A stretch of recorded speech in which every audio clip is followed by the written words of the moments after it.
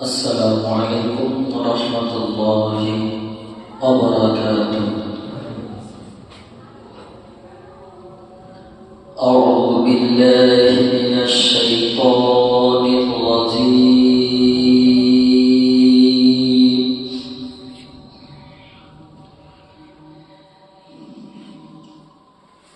بسم الله الرحمن الرحيم.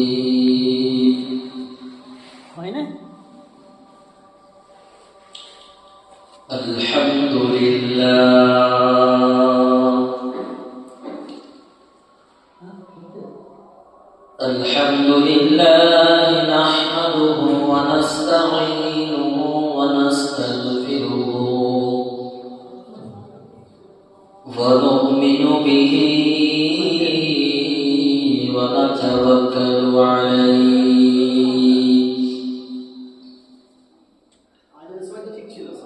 ونعوذ بالله من شرور أنفسنا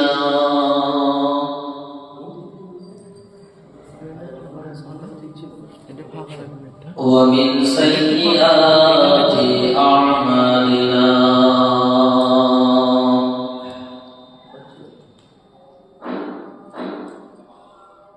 من يهده الله فلا مضل له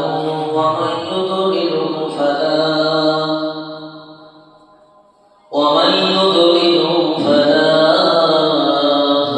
هادي له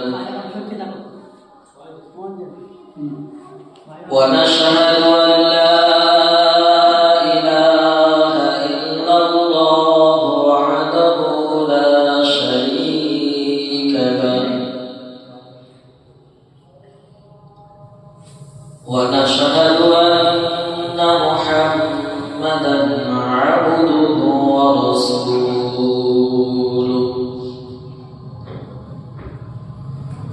وقال الله تعالى في كلامه المجيد والفرقان الحميد: إن الله وملائكته يصلون على النبي يا أيها الذين آمنوا صلوا عليه وسلموا تسليما. اللهم صل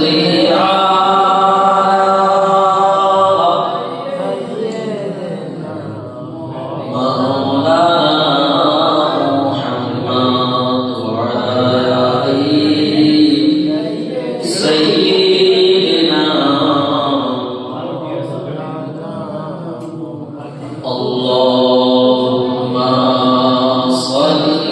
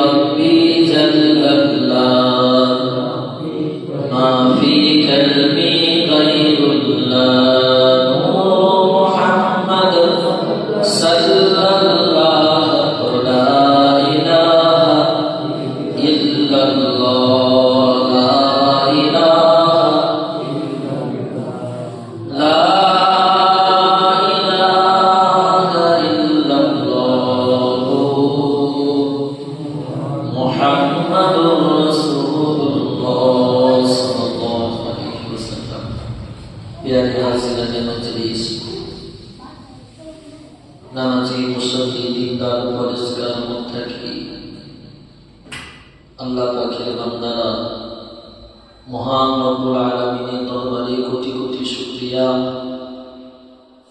যে রব্বুল আলামিন আল্লাহ পাক আমাদের সকলকে ভালোবেসে মহব্বত করে প্রতি সপ্তাহে এই সপ্তাহেও পবিত্র জুমার নামাজ আদায় করার জন্য মসজিদের মধ্যে উপস্থিত করিয়েছে। আমরা সকলেই কিছু বলা এবং শোনার পূর্বে কালিমাতুশ শুকর আদায় করে নিই। সকলে বলে আলহামদুলিল্লাহ। তারপরেই জানাই নূর নবী হায়াতুন নবী দো জাহানের বাদশাহ জনাবে মুহাম্মদ মুস্তাফা সাল্লাল্লাহু আলাইহি ওয়াসাল্লাম শাফাআতুল কান্দারি হুজুর আকরাম সাল্লাল্লাহু আলাইহি ওয়াসাল্লামের উপর কোটি কোটি দরুদ আমরা সকলে বলি সাল্লাল্লাহু আলাইহি ওয়াসাল্লাম। আজকের খুতবার আলোচনার বিষয়বস্তু শরম ও হায়া। শরিয়াতের মধ্যে, ইসলামের মধ্যে ঈমানওয়ালাদের জন্য এটি একটি গুরুত্বপূর্ণ বিষয়।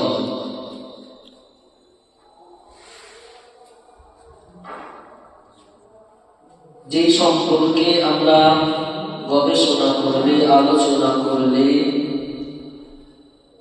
কোরআন হাদিস চর্চা করলে পেয়ে যায় যে শরম ও হায়া এমন একটি গুরুত্বপূর্ণ বিষয় যে সম্পর্কে নবী করিম সাল্লাল্লাহু আলাইহি ওয়াসাল্লাম জানান আমাদেরকে আল হায়াউ শু'বাতুন মিনাল ঈমান। নবী করিম সাল্লাল্লাহু আলাইহি ওয়াসাল্লাম আমাদেরকে জানিয়ে দিয়েছে যে হায়া শরম এমন একটা বিষয় যেটি ঈমানের একটি শাখা, ঈমানের একটি বৈশিষ্ট্য। তারপরে নবী করিম সাল্লাল্লাহু আলাইহি ওয়াসাল্লাম আরো বলেন আল হায়াউ মিনাল ঈমান ওয়াল ঈমানু বিল জান্নাহ। যে হায়া হচ্ছে ঈমানের একটি অঙ্গ, আর যেই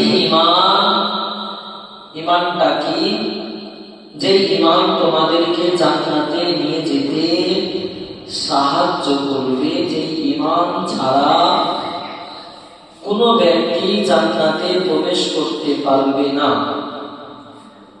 অর্থাৎ বোঝা গেল যে যদি আপনি জান্নাতে যেতে চাই, তাহলে আমার আপনার জন্য যতটুকু ঈমানের প্রয়োজন, ঠিক সেই ঈমানের আওতায় পড়ে যায় হায়া ও শরম। বুঝে আসছে?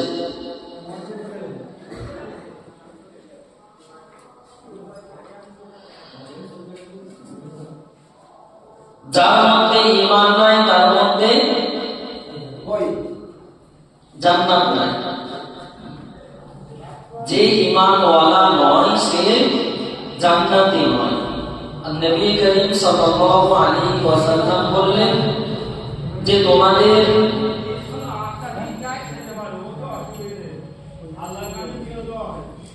জান্নাতে যাওয়ার জন্য যেমন ঈমানের প্রয়োজন, ঠিক ততরূপ তোমাদের ঈমানের আরেকটি শাখা হলো হায়া, যার মধ্যে লজ্জা শরম কিছু নাই। যার মধ্যে হায়া নাই তার জন্য সব কিছু দুনিয়ার জমিনে সম্ভব। আজকে আমি যদি খেয়াল করে দেখি যে দুনিয়ার জমিনে মানুষের মধ্য থেকে, সমাজের মধ্য থেকে হায়া শরম একদম কমে গেছে, লজ্জা শরম একদম কমে গেছে, বেহায়াপনা ছেয়ে গেছে। এমন একটা পর্যায়ে বেহায়াপনা চলে গেছে, এমন একটা পর্যায়ে নোংরামি চলে গেছে যে এটা একটা খারাপ কাজ, এটা একটা নোংরা কাজ, মানুষ ভুলেই গেছে। উদাহরণ দিয়ে যদি বলা হয়, দেখেন অপর এক হাদিসের মধ্যে নবী করিম সাল্লাল্লাহু আলাইহি ওয়াসাল্লাম বলেন যে আল্লাহ রাব্বুল আলামিন যখন কোনো বান্দার উপর রাগান্বিত হয়ে যান, নারাজ হয়ে যান, সেই বান্দার থেকে সর্বপ্রথম দুটো জিনিস কেড়ে নেন। এক নাম্বার, সেই বান্দার অন্তর থেকে, সেই বান্দার জিসিম থেকে, সেই বান্দার চিন্তা ভাবনা থেকে হায়া শরম কেড়ে নেন, লজ্জা শরম কেড়ে নেন, এক নম্বর। দুই নাম্বারে তার মধ্যে আমানতদারি আল্লাহ কেড়ে নেন। সে যে বিশ্বাসী, সেই জিনিসটা, এই দুটো বিষয় আল্লাহ পাক কেড়ে নেন। এই দুটো বিষয় যার থেকে সরে গেল, তাকে আর কেউ বাঁচাতে পারবে না। হায়া এমন একটা জিনিস, একটু গবেষণা করলেই বুঝতে পারবে। এই লজ্জা শরম এমন একটা পর্যায়ে আমাকে নিয়ে চলে যেতে সক্ষম। আমি একবার, ধরে উদাহরণ দিয়ে যদি বলতে হয়, আমি একবার চুরি করেছি, কোন রকম ভাবে বেঁচে গেছি, ভালো করে বুঝবেন। একবার চুরি করেছি, কারণ পকেট থেকে চুরি করেছি, 10 টাকা চুরি করেছি। কত টাকা? 10 টাকা চুরি করেছি। কোন রকম সমস্যা হয়নি, কোন রকম মান সম্মানের ভয় আমার আসেনি যে যা 10 টাকা চুরি করলাম, যদি জেনে যায় আমি একজন ইমাম মানুষ, আমি একজন আলেম মানুষ, আমি একজন হাজি মানুষ, আমি একজন মুফতি মানুষ, আমার কত বড় মান সম্মান। এটা কি হায়া বলে তো? মান সম্মানের ভয়, এটা কি বলে তো? তা আমি কি করলাম? 10 টাকা চুরি করে বেঁচে গেলাম। ওই হায়া শরম আমার একটু কমে গেল। তারপরে আমি আবার নেক্সট বারে আবার একটা জিনিসে সক্ষম হব হাত দিতে, আবার 50 টাকা চুরি করলাম, আবার একটু লজ্জা শরম, ওই ভয়টা কমে গেল। এমন একটা পর্যায়ে চলে যাবে, আমি একটা তখন সমাজের মধ্যে বড় ডাকাত হয়ে যেতে পারি। ঠিক কিনা? বোঝাতে পারলাম না? লজ্জা শরম যখন আমার মধ্য থেকে উঠে যাবে, আমার দ্বারা সব কিছু করা সম্ভব। আজকে দেখেন সমাজের মধ্যে, আজকে সমাজের মধ্যে দেখেন বিন্দাস মদ খাচ্ছে, লজ্জা শরম, যেটা একটা খারাপ কাজ, এটা একটা জঘন্যতম কাজ, এটা শরীয়ত শাসন করে না, এটা মানুষ ভালো নজরে দেখে না। এটা আস্তে আস্তে প্রথমে বিড়ি খেয়েছে, তারপরে সিগারেট খেয়েছে, তারপরে গাঁজা খেয়েছে, তারপরে মদ খেয়েছে, আস্তে আস্তে লজ্জা উঠতে উঠতে উঠতে উঠতে উঠতে এমন একটা পর্যায়ে চলে গেছে যে পাড়ার মধ্যে নাম্বার 1 ক্যাটাগরির মানুষ আমি হয়ে গেছে। হচ্ছে আমার জোয়ান যুবক ভাইয়ের, আমার বাবাজিরা, ইমানের মধ্য থেকে যদি আমি আপনি থাকতে চাই, তাহলে লজ্জা শরম, এই শরম ব্যাপারটা আমাকে আপনাকে খুব গুরুত্ব দিতেই হবে। যেটা একটা খারাপ কাজ, এটা একটা জঘন্য কাজ, এটা আমাকে চিন্তা ভাবনায় আনতেই হবে। যদি এটা কমে যায়, দেখেন যত মানুষ আজকে খারাপ রাস্তার দিকে আছে, তাদের লজ্জা শরম বলে কিচ্ছু না, তাদের নিজেদের মধ্যে লজ্জা বলে, হায়া বলে কিছু জিনিস তাদের মধ্যে না। আপনি খেয়াল করেন, বুঝতে পারবেন। আজকে বাইরে বেরোলেই দেখা যায় একটা ছেলে একটা মেয়ে বিন্দাস ওপেন হাত ধরে ঘুরছে। হ্যাঁ, দেখা যায় নাকি? দেখা যায় না। মূল কারণ এই যে এই জায়গা থেকে আস্তে আস্তে আস্তে কোথায় গিয়ে পৌঁছাবে? কিছু বুঝে আসছে আপনার? এটা কি আস্তে আস্তে প্রথমে ফোনে কথা বলা ধরেছে, বাবা মা আছে, সবাই সামনে কথা বলছে, ছেলেটা সকলের সামনেই হচ্ছে, মাই করছে, আচ্ছা, সকলের সামনে কথা বলা ধরেছে, আস্তে আস্তে লজ্জাটা কেটে গেছে। বোঝাতে পারছি কিছু? হ্যাঁ, আস্তে আস্তে লজ্জাটা কেটে গেছে। তারপরে দেখা করতে গেছে, তারপরে ওপেন বিন্দাস। কিছুদিন আগে যারা মুরব্বীরা আছে তারা জানবেন, আপনাদের লাইফে আপনারা যখন 20, 22, 25 বছর 30 বছরে ছিলেন, হয়তো তখনকারের মানুষেরা একটা যদি বিড়ি খেত, একটা সিগারেট খেত, আরেকটা মুরব্বীদেরকে দেখলে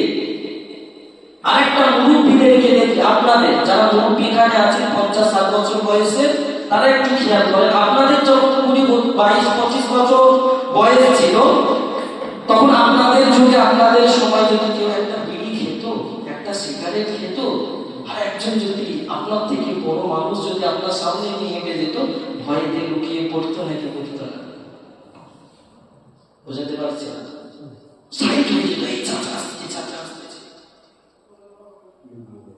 এখন চাচা খাচ্ছে, ভাইপো খাচ্ছে, চাচা সাইডে যাচ্ছে, চাচা একটা মারাবে নাকি? এই তো সমাজ। কোথায় বিষয়টা একটু খেয়াল করেন, বুঝতে পারবেন যে শরমটা উঠে গেছে, এই লজ্জা যে হায়া ব্যাপারটা আমাদের থেকে উঠে গেছে। ওই জন্য সবকিছু সম্ভব, কোনো কিছু বাধা নেই, কোনো কিছু দ্বিধাবোধ আমার আপনার কাছে নেই। আজকে বিদ্যান চেনা করে বেড়াচ্ছে, কোনো লজ্জা শরম ধরা পড়ে যাচ্ছে, আবার 2 দিন 4 দিন 1 সপ্তাহ ঠিক আছে, আবার তারপরে মুখ ফুলিয়ে বলছে আছে নাকি? কেন? শরমটা উঠে গেছে, লজ্জাটা ওর মধ্যে আপনি। তো যার মধ্যে নবী করিম সাল্লাল্লাহু আলাইহি ওয়াসাল্লাম বললেন, যার মধ্যে হায়া উঠে গেল তার মধ্য থেকে ঈমান চলে গেল। বলেন নাউজুবিল্লাহ। যার মধ্য থেকে লজ্জা চলে গেল তার মধ্য থেকে ঈমান চলে গেল। আমার বাবাজি, আমার জোয়ান যুবকেরা, এই লজ্জার বিষয়টা আমার আপনার মধ্যে আনতে হবে। দেখেন, আমার আপনার নবী দো জাহানের বাদশাহ নবী করিম সাল্লাল্লাহু আলাইহি ওয়াসাল্লাম সম্পর্কে হাদিস এসেছে যে সাহাবায়ে কিরামগণেরা একে অপরের সঙ্গে আলোচনা করছেন যে আমাদের নবীর হায়া কেমন ছিল। তো তুলনা করছেন যে একজন লজ্জাবতী নারী যেমন পর্দার মধ্যে থাকে, যতটুকু নিজেকে হেফাজত করে, লজ্জা করে, তার থেকেও বেশি আমার আপনার নবী হায়া শরম লজ্জার দিক থেকে বেহুদার ছিলেন। বলেন সুবহানাল্লাহ। অর্থাৎ একজন রূপবতী নারী, একজন গুণবতী নারী, সুন্দরী নারী যেমন হায়া করে চলে, যেমন লজ্জা করে নিজেকে পর্দার মধ্যে রাখে, তার থেকেও বেশি আমার আপনার নবী লজ্জা করে চলে। আজকে আমাদের সমাজে উঠে গেছে। কি ভুল বলছি? কথা কিছু হ্যাঁ মিলছে, সমাজের সঙ্গে মিলছে। দেখেন, ওই জন্য কোন বিন্দাস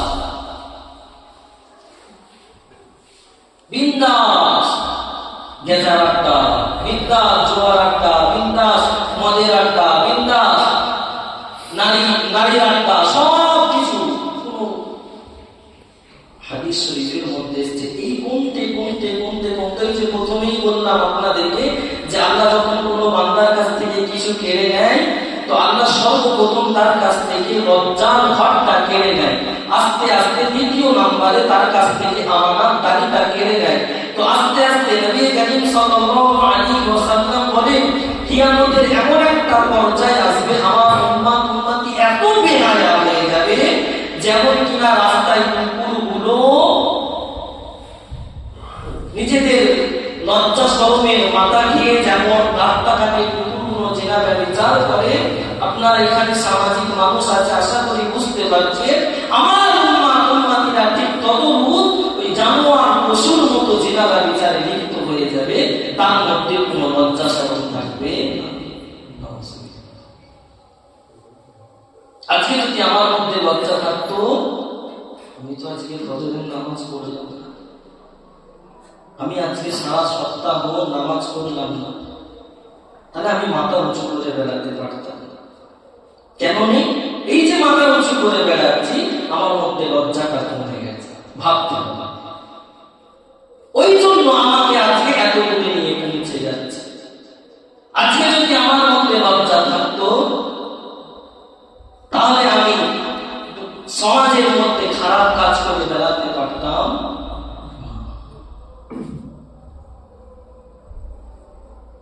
পুরো সমাজ এরকম ধরে গেছে।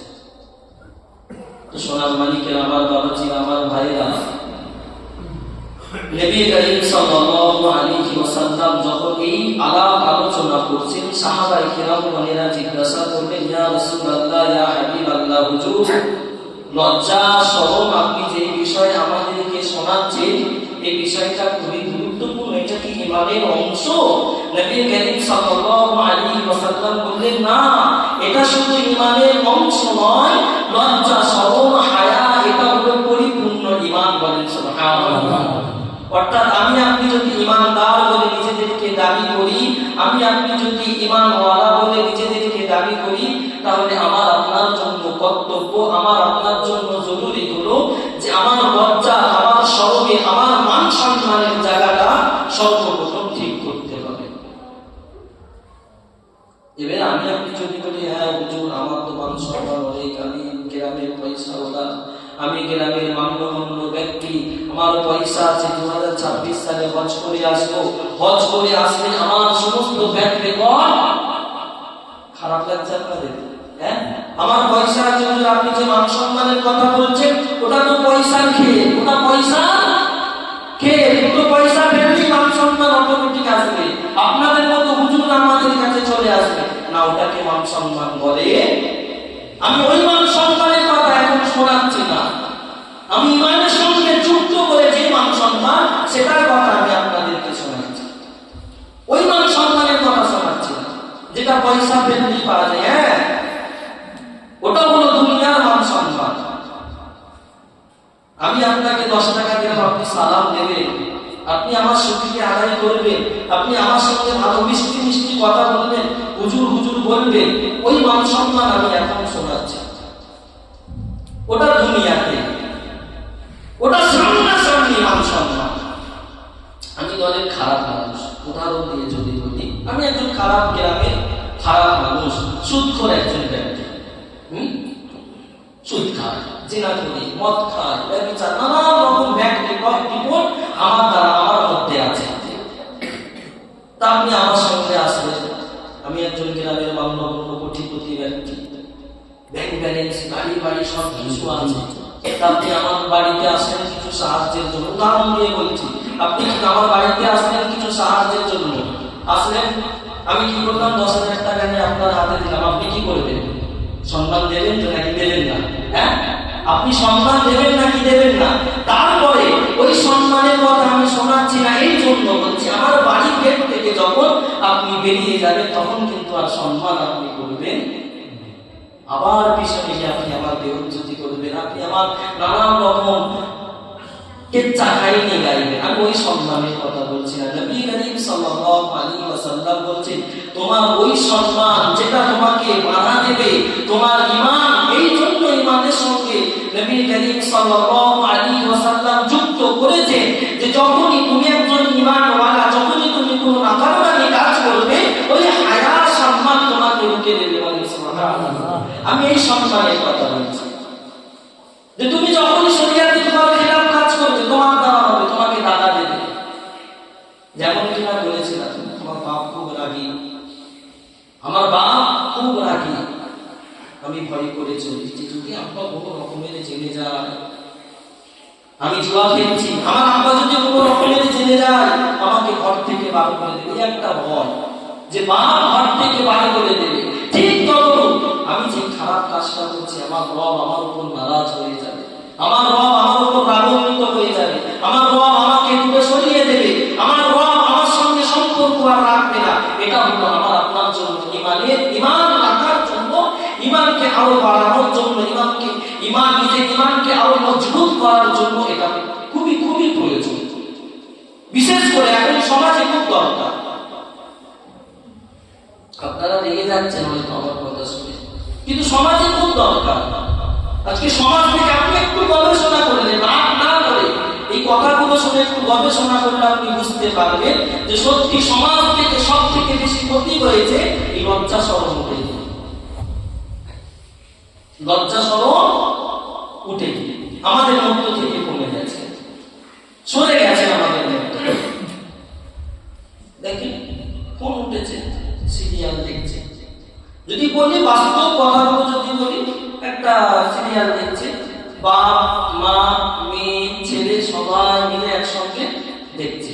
সিরিয়াল হতে হতে একটা খারাপ অ্যাড চলে এসেছে, সবাই মিলে দেখেছে, লজ্জা শরম বোঝাতে পারছি না নাকি? বুঝে আসছে আপনাদের? হ্যাঁ, তো ওই যে আমার সন্তান, আমি যে সন্তানের সামনে আমি যে খারাপ ভিডিও গুলো দেখলাম, খারাপ সিন গুলো দেখলাম, একটা মানে দুনিয়ার যেগুলো সামাজিক নয়, অসামাজিক যে ভিডিও গুলো আমি দেখলাম, ওই সন্তান আমাকে কেন সম্মান দেবে? বলে ওই সন্তান আমাকে আর সম্মান দেবে? যদিও দেয়, ওই যে সামনাসামনি সম্মান যেটা দুনিয়া তার সেটা দেবে, আখেরাতের কিছু দেবে? আমার জোয়ান, বিশেষ করে আমার জোয়ান যুবক ভাইয়েরা যারা এখানে রয়েছে, আমাদের মধ্যে একদম লজ্জা শরম বলে কিছু না। কি হয়ে গেছে আমাদের? একদম না, বেহায়াপনার একদম হাত আমরা ছাড়িয়ে ফেলেছি। ওই জন্য আমাদের এই হাত, এত বেহায়াপনা আমরা হয়ে গেছি। গতকালকে যদি বলে আপনারা রেগে যাবেন, গতকালকে কামরায় শুয়ে আছে, কিছু ছেলে এখানটায় বসে আছে, এত খারাপ খারাপ ভাষা, এত গালাগালি করছে, কানে আসছে। ওরা ভুলেই গেছে এখানে পাশে মসজিদ, একজন ইমাম আছে। বলতে বাধ্য হলাম এখানে ঠান্ডার, এখন কি কাল চলছে, ঠান্ডা কাল, একদম নিস্তব্ধ নাকি, রাত 10টা বাজলে নিস্তব্ধ, কথাও চলছে না, কোনো সমাজে কোনো রকম কিছু আওয়াজ নাই। এই আমাদের এই মাঠটাতে 2-4 ছেলে এমন গালাগালি, এমন কটু ভাষা বলছে, কানে আসছে, দুবার বেরোলাম, বেরোতেই চুপ করে গেল, আবার যেতেছে। এইটা কি শরমটা উঠে গেছে, লজ্জাটা এখান থেকে উঠে গেছে। ওই জন্য যা কিছু করা সম্ভব আমি করতে পারি, আমার দ্বারা সব কিছু সম্ভব, দুনিয়ার এমন কোনো কাজ নাই যে আমি করতে পারবো না। কেন? আমার মধ্যে মান সম্মান উঠে গেছে। এই যে মান সম্মানের ভয় সব পারবো, কিছু বলাও যাবে। হ্যাঁ, কি বলি, আমাদের খানা বন্ধ, জামাই আজকে আমাদের বাড়িতে আর বলবে না, জামাই হুজুরের খানা আমাদের বাড়িতে আর বলবে না, হুজুর জব্দ, হ্যাঁ হুজুর জব্দ। যদিও বলে আমি ঝাল দেবো হুজুরকে, বাপরে বাপ, হুজুর জব্দ, বাসি তরকারি দিয়ে হুজুরকে খাবে, জব্দ, তাই তো?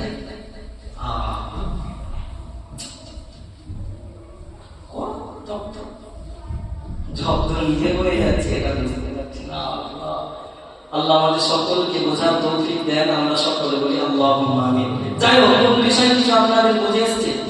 হ্যাঁ, মূল বিষয়, আজকে বক্তব্যের মূল বিষয় হলো আমার আপনার শরম লজ্জা একটা বিশাল বস্তু। আমার যে শরীর, আমার যে আত্মসম্মান, আমার যে একটা সমাজের সম্মান আছে, এর মধ্যে আরেকটা যে জগৎ রয়েছে, এটা দুনিয়াদারি। আমার টাকা পয়সা আছে, আমি একজন ইমাম হয়েছি, আমি একজন ডিগ্রি পাস করেছি, আমি একজন মাস্টার হয়েছি, আমি একজন উকিল হয়েছি, একটা দুনিয়াতে, ভালো করে বোঝে, এটা দুনিয়াতে। আমাকে মাস্টার করে সবাই সম্মান দেবে তো? আমি মাস্টারি অর্জন করলাম কিসের জন্য? দুনিয়াতে সম্মান পাওয়ার জন্য, যে সবাই আমাকে মাস্টার বলবে। আমি উকিল হলাম কিসের জন্য? আমাকে সবাই দুনিয়াতে উকিল বলবে। আমি পুলিশ অফিসার কেন হলাম? সবাই আমাকে দেখে পুলিশ অফিসার বলবে। আমি এটাই আপনাদেরকে বোঝাতে চাইছি, যেমন এই দুনিয়াতে অর্জন করছি দুনিয়ার সম্মান লাভ করার জন্য, রাতকে রাত খাচ্ছি, দুটো টাকা পয়সা হবে, সবাইয়ের সামনে দিয়ে 4 চাকা নিয়ে যাবো, সবাইয়ের সামনে দিয়ে বুলেট গাড়ি নিয়ে যাবো, সবাইয়ের সামনে আইফোন নিয়ে করবো, সবাই সম্মান করবে, এটা দুনিয়াদারির জন্য। আমি আপনাদেরকে এতক্ষণ থেকে যে বক্তব্য শোনালাম, যে আখিরাতের সম্মানের, আখিরাতের একটা বিষয়বস্তু আছে, যে আমি সর্বপ্রথম জান্নাতে যাব, আমি জান্নাতে, নবী যে জান্নাতে থাকবে সেই জান্নাতে আমি থাকবো, আমি জান্নাতের হকদার হব, জান্নাতের একটা প্রাসাদের মালিক হব। তার জন্য এখন থেকে একটু লজ্জা করে, মাথাটা হ্যাট করে, নিজেকে মান সম্মান বাঁচিয়ে দুনিয়ার সমস্ত যেগুলো আখিরাতে, যেগুলো শরীয়ত নিষেধ করেছে, সেই কাজগুলোকে মান্য দিয়ে চলবো। ইনশাআল্লাহ মরে যাব, কবরে চলে যাব, আল্লাহ আমাকে জান্নাতে চলে যাবে। সুবহানাল্লাহ। একটু মান সম্মান নিজেদেরকে বাঁচিয়ে পা টিপে চলতে হবে। সব কাজ করা চলবে না, সব কাজ করা চলবে,